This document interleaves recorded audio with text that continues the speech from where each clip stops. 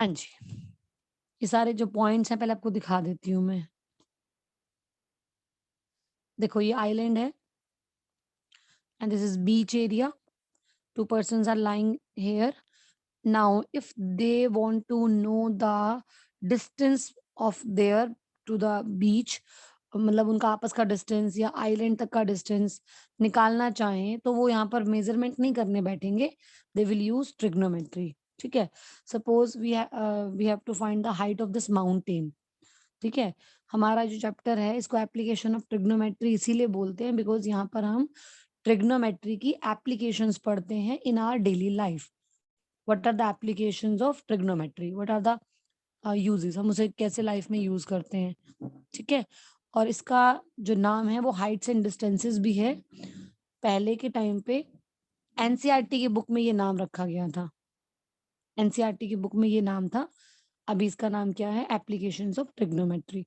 तो this is used to find the height and distances of inaccessible objects which are like very high और very depth में, कोई जैसे river है हमें उसकी डेप्थ निकालनी है या उसकी विड्थ निकालनी है, या बहुत ऐसे ऑब्जेक्ट होते हैं जिनकी हाइट निकालनी हमारे लिए पॉसिबल नहीं होती, तो वहां पे हम ट्रिग्नोमेट्री यूज करते हैं। जैसे इसकी हाइट जो है माउंटेन की वो हमें निकालनी होगी तो हम क्या यूज करेंगे, ट्रिग्नोमेट्री। ठीक है, यहाँ पर रिवर की विड्थ निकालने के लिए हम ट्रिग्नोमेट्री यूज करेंगे। तो पहले बेसिक कॉन्सेप्ट की बात कर लेते हैं। लाइन ऑफ विजन बता देती हूँ मैं क्या होता है। Horizontal line of vision, angle of elevation and angle of depression, ये 4 चीजें मैं बता रही हूँ। आप रिकॉर्डिंग में आपको सेंड कर दूंगी, आप चाहो तो स्क्रीनशॉट ले सकते हो, और if possible you can write, तो that is a very good idea. Because अभी आपको नोट्स बनाने हैं, जनवरी 31 तक हमारा पूरा एनसीईआरटी कंप्लीट हो जाना चाहिए। ठीक है, पूरा एनसीईआरटी हमारा मतलब जो सब्जेक्टिव पोर्शन है जो नोट्स की फॉर्म में एनसीईआरटी है पूरा वो हो जाना चाहिए जनवरी 31 तक मैक्सिमम। उसके बाद हमें फिर बाकी बहुत चीजें करनी है, एक्स्ट्रा क्वेश्चंस और रिवीजन वगैरह करनी है। ठीक है, सो मैं आपको कुछ एग्जांपल देके समझाती हूँ। See here is a boy and right now उसकी आईज नॉर्मल अपनी सिचुएशन पे है, और ये जो लाइन है इसको बोलते हैं horizontal line of vision, because ये हॉरिजॉन्टल है, वर्टिकल नहीं है। क्योंकि ये जो बेस है नीचे वाला जो बेस है ये वाला, इससे पैरेलल जा रही है ये line. This line is parallel to the base. If this line is parallel to the base तो इसको बोलते हैं हॉरिजॉन्टल लाइन ऑफ विजन। अब यहां से वो ऊपर देखेगा तो लाइन ऑफ विजन ऊपर जाएगी, नीचे देखेगा तो लाइन ऑफ विजन नीचे जाएगी, और जो एंगल बनेगा, अगर वो ऊपर की तरफ देख रहा है, ऊपर देख रहा है और एंगल बन रहा है तो उसको बोलते हैं एंगल ऑफ एलिवेशन। और अगर वो नीचे देख रहा है और नीचे एंगल बन रहा है तो उसको बोलते हैं एंगल ऑफ डिप्रेशन। इतनी बात क्लियर है, दिखा देती हूँ। This is horizontal line of vision. Here bird है, बच्चे ने अपनी आईज ऊपर कर ली, देखो पहले उसकी आईज नीचे थी ना, अब उसने अपनी आईज ऊपर कर ली, अब वो बर्ड को देख रहा है, तो यहाँ पे एक एंगल फॉर्म हो रहा है। Is it visible clearly? Yes, ma'am. Fine, तो ये जो एंगल बन रहा है इसको बोलेंगे एंगल ऑफ एलिवेशन। ठीक है जी, एंगल ऑफ एलिवेशन। नाउ मैं इसको एंगल की फॉर्म में दिखा देती हूँ। If I'll take the similar situation and this time the boy is looking downwards, say ये बच्चा हमारा दोबारा से आ गया और अभी वो डॉग को देख रहा है। ठीक है, अब उसने अपनी आईज को नीचे किया, अपनी आईज को नीचे की तरफ देखा और लाइन ऑफ विजन अब नीचे चला गया। जहाँ पे हम देखते हैं वो लाइन ऑफ विजन होता है। विजन मतलब देखना। हॉरिजॉन्टल लाइन तो हमारी बनती रहती है हमेशा सामने, वो तो बिल्कुल पैरेलल होती है। फिर हम जहाँ पे देखते हैं वहां पे हमारा लाइन ऑफ विजन बनता है। अगर हमारा line of vision horizontal line के नीचे है तो वहां पे हमारे पास क्या होगा, एंगल ऑफ डिप्रेशन। और अगर हमारा लाइन ऑफ विजन ऊपर है तो वहां बनेगा एंगल ऑफ एलिवेशन। ये तो हो गई 2 चीजें। एक बार इनको दोबारा से मैं सामने दिखा देती हूँ आपको। This is angle of elevation and angle of depression. Sneha, यहाँ तक समझ में आ रहा है बेटा कि नहीं आ रहा, पहले मुझे इतना बताओ। Yes ma'am. ठीक है, आगे चलते हैं। प्रतिका, आपको आया बेटा यहाँ तक समझ? हाँ जी मैम। तो ये तो हमारा कॉन्सेप्ट यूज़ करेंगे, हम एक्सरसाइज़ पे आते हैं। सबसे पहले अगर आपको अच्छे से पढ़ना है ना, अगर इफ यू वांट कि मैम हम एग्ज़ाम में खुद नहीं कर पाते हैं, आप समझाते हो तो समझ में आ जाता है, बट एग्ज़ाम में हम लोग इतना इतना कॉन्फिडेंटली, इतना फ़ास्ट नहीं कर पाते, तो सबसे बेटर आइडिया मैं आपको दूँगी, टाइम लग जाएगा कोई बात नहीं, मैं आपको 2 के ढाई घंटे आज दे दूँगी, कोई प्रॉब्लम नहीं है। आप करो क्या, आप पहले इस क्वेश्चन को खुद पढ़ो, पढ़ के खुद डायग्राम बनाओ। डायग्राम बना के फिर मैं आपको, चलो पहला क्वेश्चन तो आपको मैं खुद ही करा देती हूँ, बाकी आप ऐसे कर लेना, एक-एक क्वेश्चन को मैं आपको 2-2 मिनट दूँगी और आप डायग्राम बनाना मेरे साथ-साथ, अभी के अभी। नहीं तो फिर वो फिर हैबिट ही नहीं बनेगी ना, फिर वो बाद में अभी क्या होगा कि मैं एक्सप्लेन करती जाऊँगी, आप यस मैम बोलते जाओगे, समझ में आ भी जाएगा, लेकिन जब तक खुद नहीं करोगे ना, तब तक ना तो स्पीड बनेगी, ना ही कॉन्फिडेंस आएगा, ना ही आप एक्स्ट्रा क्वेश्चन्स के लिए प्रिपेयर होगे। तो आप इसको पहले साथ-साथ करना सीखो। क्या कह रहा है? A circus artist is climbing a 20 metre long rope. समझना पड़ेगा, रोप के ऊपर चल रहा है या चढ़ रहा है, तो रोप पे चढ़ना मतलब रोप कोई ज़मीन पे तो रखी नहीं होगी, कहीं न कहीं अटैच होगी। वो रोप कहाँ से कहाँ तक बंधी हुई है, व्हिच इज़ टाइटली स्ट्रेच्ड, खींच के टाइट करके टाइट बाँधी गई है from the top of a vertical pole. तो यहाँ से एंट्री मारी है वर्टिकल पोल ने। और पोल कहाँ पर है? On the ground, to the ground. अब आपकी इंग्लिश आई थिंक सबकी बहुत बढ़िया है। तो वो सिचुएशन जो दिखा रहा है वो ये कह रहा है कि आपके पास एक तो ग्राउंड है, ठीक है जी? और ये मैंने टेढ़ा बना दिया, आप ढंग से बना लेना, और एक वर्टिकल पोल है और इस पोल के टॉप से, ठीक है? टू द ग्राउंड, टॉप से लेकर ग्राउंड तक टाइटली स्ट्रेच्ड हमने एक रस्सी बाँध दी, ये वाली, जिसपे वो सर्कस आर्टिस्ट चल रहा है जो 20 मीटर लॉन्ग है। आपको निकालना है हाइट ऑफ द पोल। तो आप जब इसका डायग्राम बना लेंगे, तो पहला काम जो करना है, जो मोस्ट इम्पोर्टेंट है, मार्क्स कटेंगे, अगर नहीं किया तो, वो है describe the diagram which is very, very important. So firstly you have to draw the diagram, और डायग्राम गलत तो पूरा क्वेश्चन 0, 0 मतलब खत्म, उसके बाद तो कोई पढ़ेगा ही नहीं। Second is describe the diagram. आप ये बताओगे कि in triangle ABC, AB represents the height of pole, AC represents the length of rope. तो डिस्क्राइब द डायग्राम, ठीक है? तो ये आपको कर लेना है।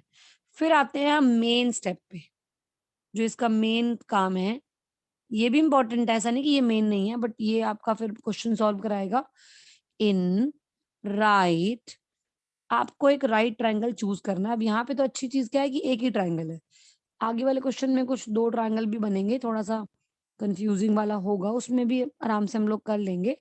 जो साइड निकालनी है, हमें क्या निकालना है? हाइट ऑफ द पोल। वो किस ट्रायंगल में है? वो एबीसी में है। अच्छा, लेना सिर्फ राइट ट्रायंगल है, याद से समझ लो ये बात। कभी भी आप कोई नॉन राइट ट्रायंगल नहीं ले सकते हो, सिर्फ राइट ट्रायंगल लेना है।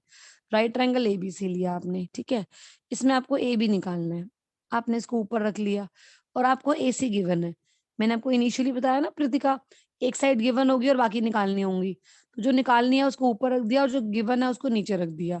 अब आप मुझे बताओ, ये जो साइड है एबी, ये इस राइट ट्रायंगल का क्या है? परपेंडिकुलर है, बेस है या हाइपोटेन्यूज है? क्या है ये? हम परपेंडिकुलर। Very good. और ये क्या है? Ma'am hypotenuse. AC hypotenuse. Hypotenuse. तो परपेंडिकुलर अपॉन हाइपोटेन्यूज क्या होता है? बताओ। Ma'am sine. Very good. अब एंगल की जरूरत है, एंगल ये रहा,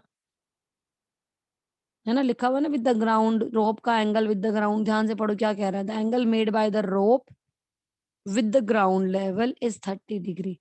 तो ये है रोप और ये है ग्राउंड, नीचे ये वाला ग्राउंड है, ये एंगल 30 हो गया, तो ये हो गया साइन 30। अब देखो, अगर मैं यहाँ पे साइन 30 लिखूं, तो आपको कितना सिंपल हो गया। ए भी आपको निकालना है, छोड़ दो।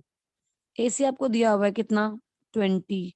साइन 30 की वैल्यू आपको टेबल, अगर आपको पूछना है मुझे कि मैम लास्ट फर्स्ट टर्म के सिलेबस में से क्या-क्या चीज़ें हमें यूज़ करनी है, तो नंबर 1 टी रेशोज़ की वैल्यूज़, लाइक साइन क्या है, कॉस क्या है और ये सब चीज़ें।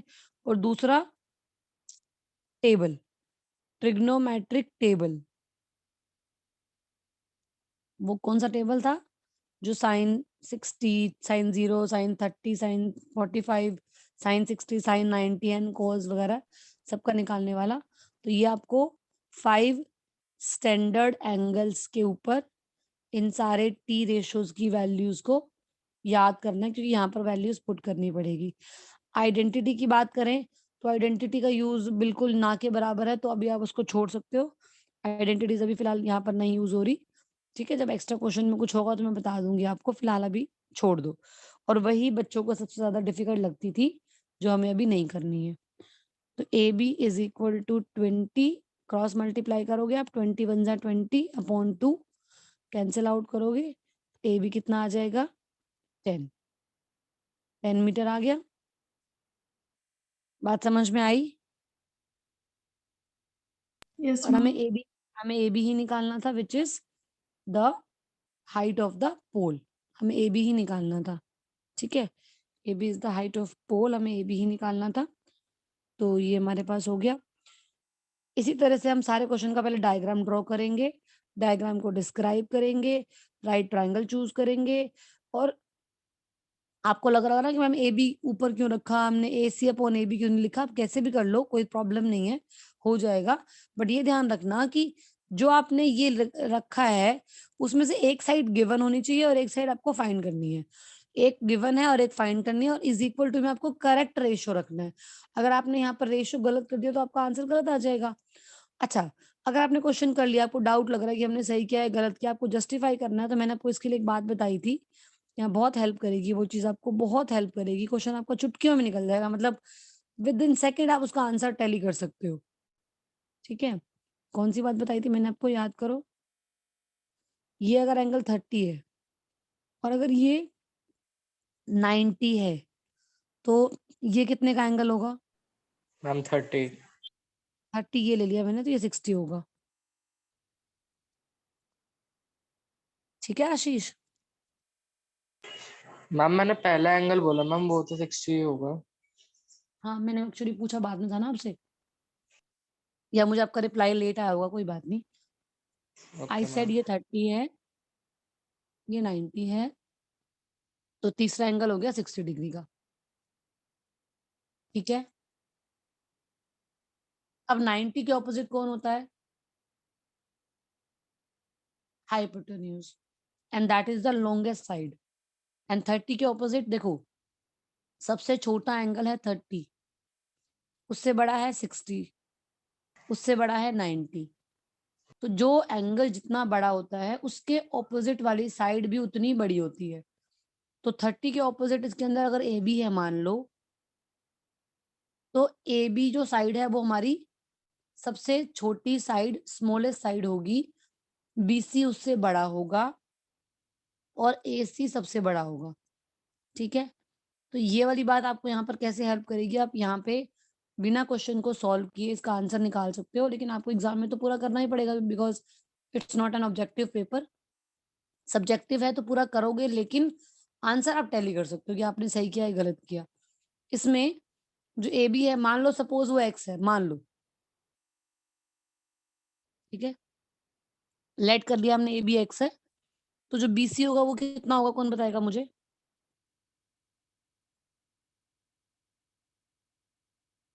बताओ।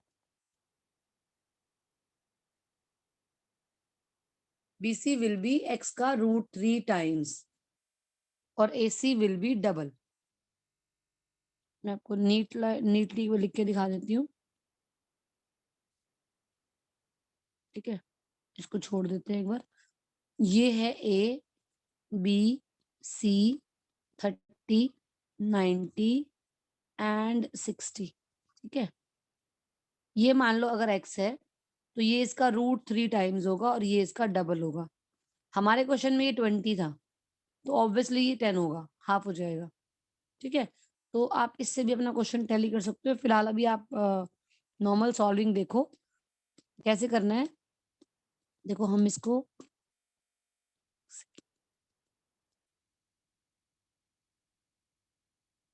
वापस से दिखाती हूँ, ये ना हैंग कर रहा है बार बार।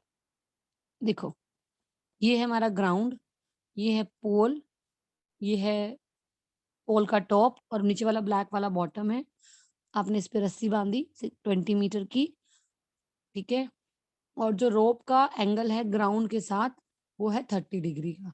ये हमारी सिचुएशन है। हमने पहले डिस्क्राइब किया कि लेंथ ऑफ रोप जो है वो AC है 20 मीटर।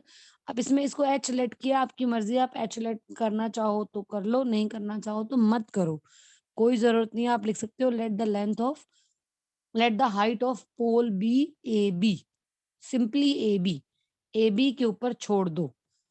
फिर आपने ट्रायंगल ले लिया, राइट ट्रायंगल ABC। AB आपको निकालना था, AC आपको गिवन था, रेशो था साइन और वैल्यू थी, एंगल था 30 डिग्री। साइन 30 डिग्री, आपने उसकी वैल्यू पुट करी, क्रॉस मल्टीप्लाई किया, आपका आंसर आ गया। ठीक है, क्लियर हुआ ये क्वेश्चन? लास्ट में आपको जो स्टेटमेंट है वो जरूर लिखनी होती है बिकॉज वर्ड प्रॉब्लम्स हैं। वैसे भी हमें आंसर को एक मतलब बॉक्स में डाल के वी मस्ट हाईलाइट। बोलो जी, किसको प्रॉब्लम आ रही है, समझ में ना आया तो बताओ मुझे। क्लियर है?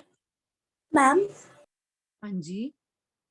मैम वो जो अभी आपने वो √3 वाला बताया था वो एक बार बता दो, मतलब एक बार लिखकर बता दो कि कैसे करा। हाँ, लिख के बता देती हूँ।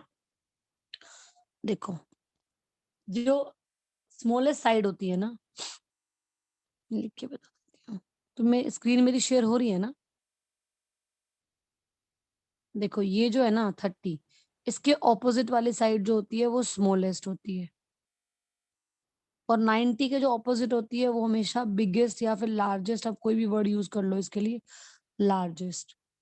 और ये होती है मिडल साइड, क्योंकि मिडल वाले एंगल के सामने होती है। ये है मिडल वाला एंगल 60 डिग्री, ठीक है। अब इनके बीच का रिलेशन ये होता है कि जो स्मॉलेस्ट होती है ना साइड जो भी है, उसका √3 टाइम्स है। जो मिडल वाली साइड है ना, मिडल वाली साइड जो है वो स्मॉलेस्ट साइड से √3 टाइम्स है। √3 मल्टीप्लाई कर दोगे स्मॉलेस्ट साइड को तो आपको मिल जाएगी मिडल साइड।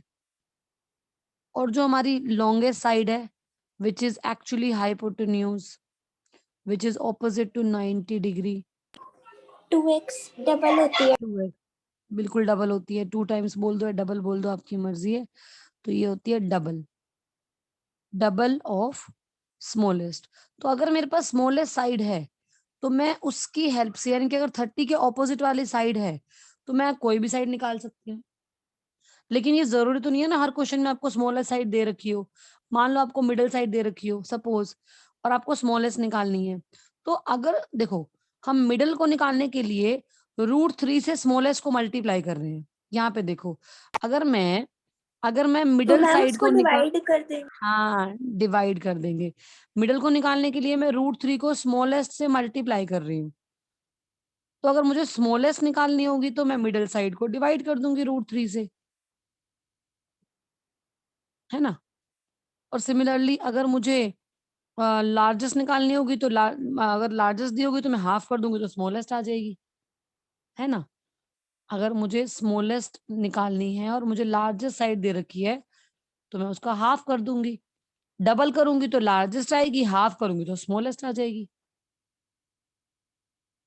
तो ये जो तरीका है ना, ये आप क्वेश्चन को आंसर को टैली करने के लिए यूज कर सकते हो। जो टीचर्स होती हैं वो बच्चों का आंसर चेक करने के लिए फटाफट से ये वाला मेथड यूज करती है। मतलब आपने क्वेश्चन करा, मैं अगर टीचर हूँ, अगर मैं आपका पेपर चेक कर रही हूँ, व्हाट आई विल डू, सबसे पहले मैं आपका डायग्राम देखूंगी करेक्ट है कि नहीं है।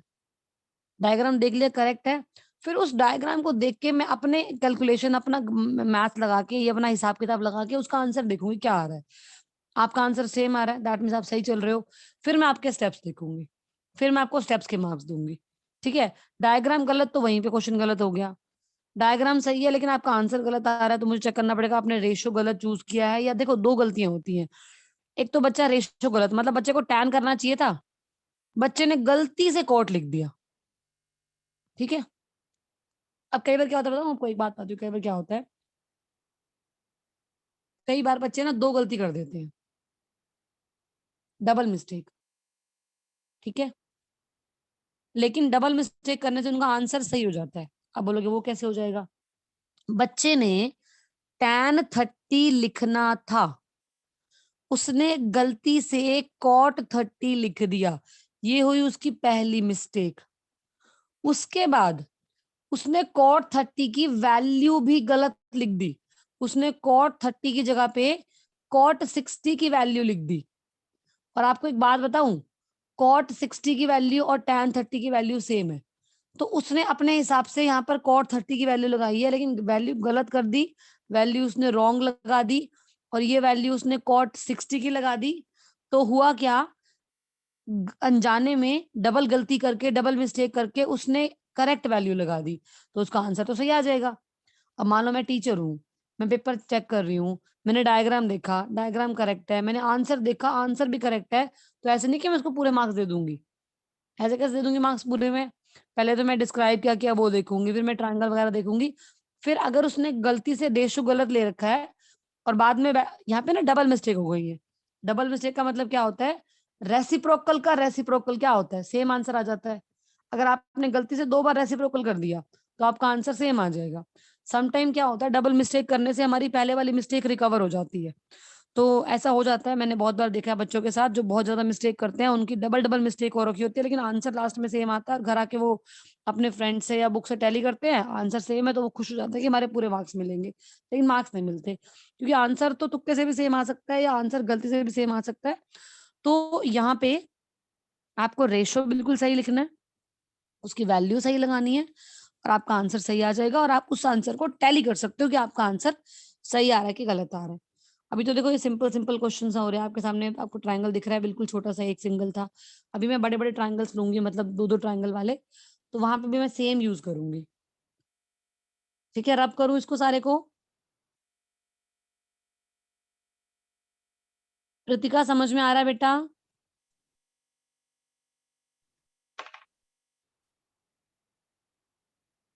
कृतिका समझ में आ रहा है? हाँ जी ma'am.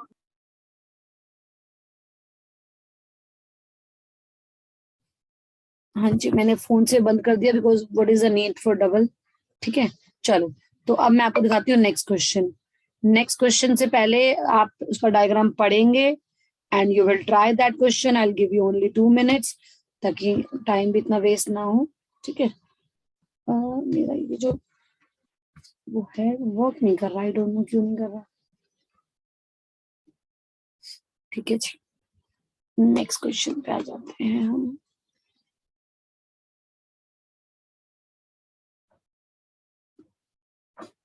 Read the statement. Screen पे नहीं आया ना क्वेश्चन?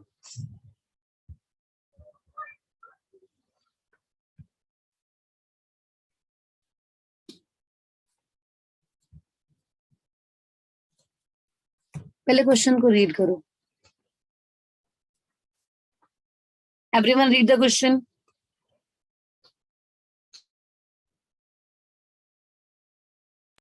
यस मैम, कर लिया।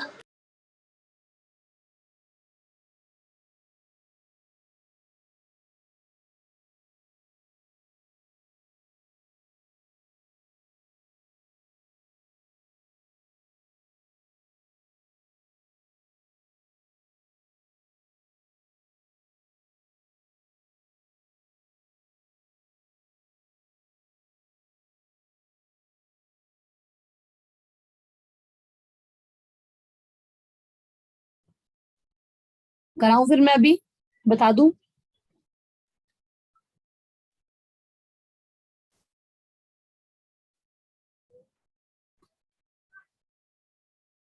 देखो जी, a tree breaks due to the storm and the broken part bends so that the top of the tree touches the ground, making an angle of 30 degree with it.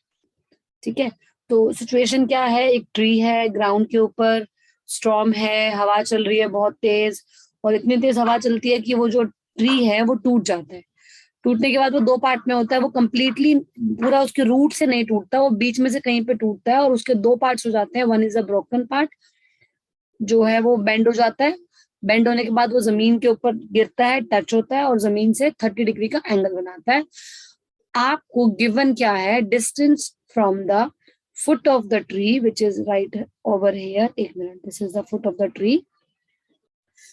And the point where the tree touches the ground. वो touch कहाँ करता है? ये foot of the tree है. Touch कहाँ करता है? Let me show you. ये tree का top है, ये tree का foot है, और ये आपका पूरे tree की length है. यहाँ से वो टूट गया. कैसे टूटा? ये हवा चली और वो ऐसे गिरा. ठीक है, ऐसे करके वो गिरा और ये बन गया हमारा ट्रायंगल. ये हम ऐसे लाइन ले लेंगे तो हमारा ट्रायंगल बन जाएगा. ठीक है, ये टॉप ऑफ द ट्री जो है वो टच हो गया ग्राउंड के ऊपर. ये बन गया जी हमारा ट्रायंगल.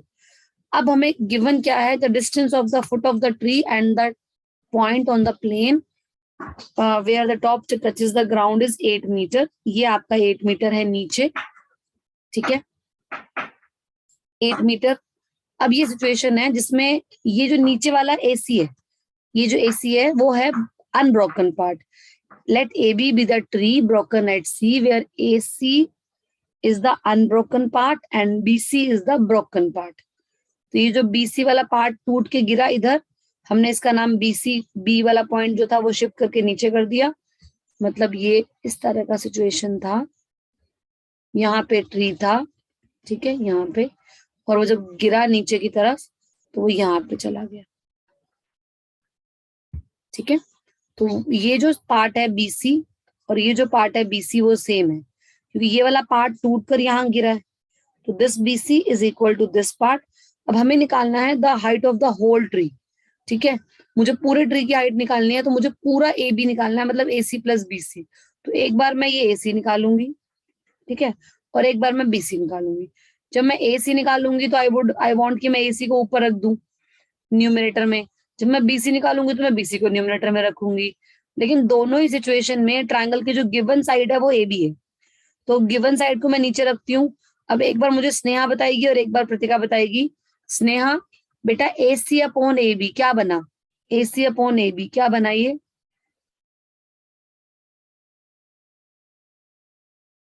tan. वेरी गुड, बहुत बढ़िया, tan बना. tan 30 degree. ठीक है, पहले ये निपटा लेते हैं पूरा. तो AC अपॉन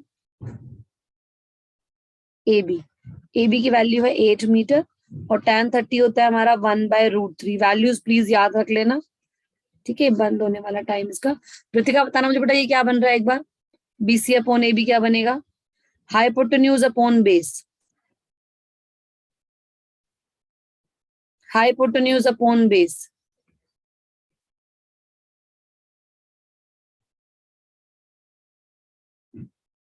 बताओ कौन बता रहा है? हाइपोटेन्यूज अपॉन बेस क्या होता है? Sec. सेक होता है, बिल्कुल ठीक है, सेक होता है ये. ठीक है, अब कई बार लोग ना सीकेंड की जगह पे कोस कर देते हैं, इसको उल्टा कर देते हैं, तो आपकी मर्जी है, वो आप सीकेंड कोस कैसे भी कर लो, लेकिन मैं सीकेंड ही रखूंगी प्रेफरेबली. ठीक है, मीटिंग इज ओवर. क्या आ रही है ना भी आवाज? ये हो गया हमारे सीकेंड 30. ठीक है, ये हो गया सीकेंड 30. और सीकेंड 30 की वैल्यू क्या होती है? cos 30 का रेसिप्रोकल.